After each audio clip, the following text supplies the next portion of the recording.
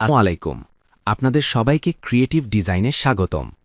আজকে আমি দেখাবো কিভাবে আপনি আমাদের লারাভেল ই-কমার্স ওয়েবসাইটে এখন এসএমটিপি সার্ভার সেটআপ করবেন।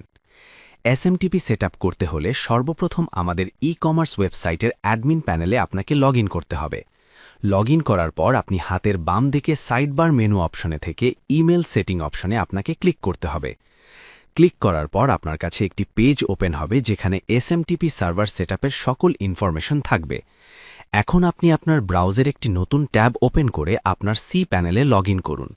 যেহেতু অলরেডি আমার সি প্যানেল লগইন করা আছে তাই আমি আমার সি প্যানেলে চলে যাব।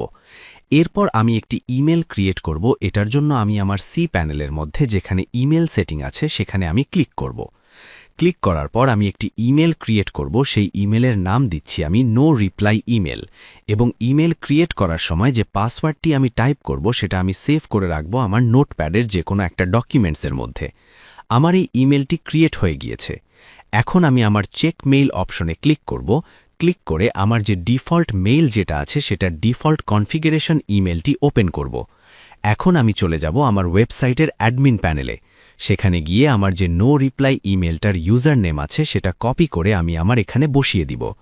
মেইল হোস্টের জায়গায় আমি যে ডিফল্ট মেইল থেকে ইনকামিং সার্ভার হোস্ট ইউআরএল পেয়েছি সেটা ইনকামিং সার্ভার ইউআরএলের জায়গায় আমি সেটা পেস্ট করে দিব এবং পাসওয়ার্ড জায়গায় আমি যে পাসওয়ার্ডটি ক্রিয়েট করেছিলাম সেই পাসওয়ার্ডটি দিয়ে সেভ করব। ফ্রম নেমের জায়গায় আমি আমার ওয়েবসাইটের নামটি দিয়ে দিব। ফ্রম ইমেলের জায়গায় আমি যেই ইমেলটি ক্রিয়েট করেছিলাম সেই ইমেলটি বসিয়ে দিব।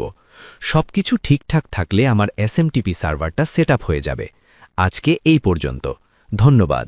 আসসালামু আলাইকুম।